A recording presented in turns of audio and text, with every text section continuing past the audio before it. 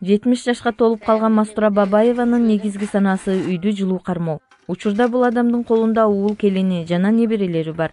Шартка байланыштуу азырынча 1 эле тонна көмүр алышкан. Бирок кыштан жылуу чыгыш үчүн негизи 4 тонна көмүр сарпталат. Энди азыр бетте мен жатам азыр нелерим менен. Наргы дагы 1-2 үйгө печке курушум керек. Энди шуга дагы 1-2 тонна көмүр болсо, Кудай кааласа ошол менен 1 тоннага, 3 тонна менен чыгып кетишим керек да. Баткен шаарында 4 кабаттуу 5 үй бар. Кыш мезгилиндеги дагы бир көйгөй көп кабаттуу үйлөрдүн жылытуу системасынын жоктугу. Шаарда электр энергиясынын кубаттуулугу да жакшы эмес. Андыктан көп кабаттуу үйлөрдүн жашоочуларынын меш жакканга шарттары жок. Азыр болсо отопление мына иштебейт азыр. Сайыз мезгилде иштеген, азыр иштебейт мына. Отопление бар иштебейт.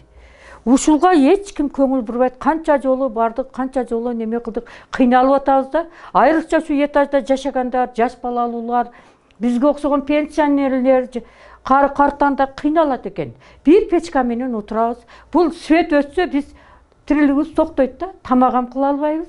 Жылуу да болбойт. Ушун аябай кыйынчылыкта жүрөбүз.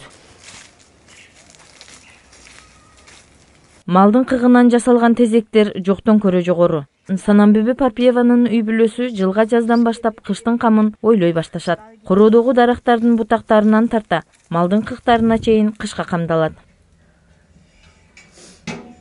Жазындасы малдын немелери менен, кыктары менен томолуктуп, көмүр менен ошолорду жыйнайбыз. Анан кийин өзү кыктарын деле чабып алабыз. Анан кийин ушул отундарды жыйып, анан кышындасы биз 2 тонна көмүр иштетебиз. Анан ушу печке менен отту жагып 5 үй ысыйт. Ишкер жана фермер Акбаралы Жороев 2019 жылдан бери Канаданын технологиясы менен чарбасындагы уйлардын кыктарынан биогаз чыгарып келет. Бул аракети аны электр энергияга, көмүргө жана отунга болгон чыгымын кыйла кыскартты. Ишкер азырынча өзү өндүргөн биогазды ашканада тамак даярдоого гана иштетип жатат.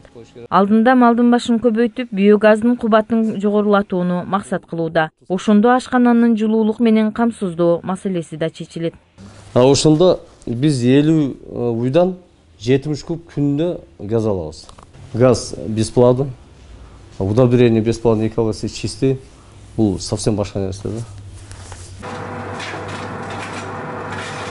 Ал эми облустун калкын арзан көмүр менен камсыз кылууну облус башчысы өз көзөмөлүнө алган. Абдыкарим Алимбаев бул багытта облустун район, шаар башчылары жана бардык айыл өкмөт башчыларын чогултуп, өткөн жумада көмүр чыккан Сүлүктүү шаарына барды. Максат жетекчилерди көмүр шахталарынын иши менен тааныштырып, жеринде маселени чечүү. Мына асмандын басына чыгып кетти. Көмүр мисалы үчүн.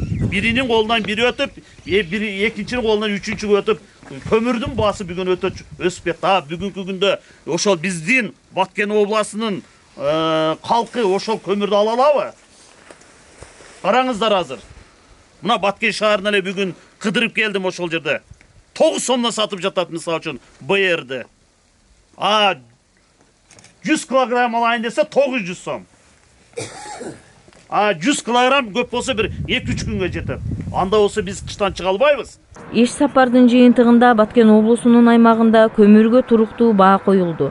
Президенттин өкүлү көмүрдүн баасы 6 сомдон ашкан жерде жетекчилер жоопкерчиликке тартыларын эскертти. Бирок бул кыштан жылуу чыгуунун бир гана жолу болуп эсептелет. Мисалы меш орнотууга мүмкүн эмес көп кабаттуу үйлөрдөгүлөргө бул маселени чечүүчү жолу катары каралбайт. Себеби ал үйлөргө терезеден мор чыгарып, үйүн жылытканда өрт коопсуздук маселеси жаралышы мүмкүн.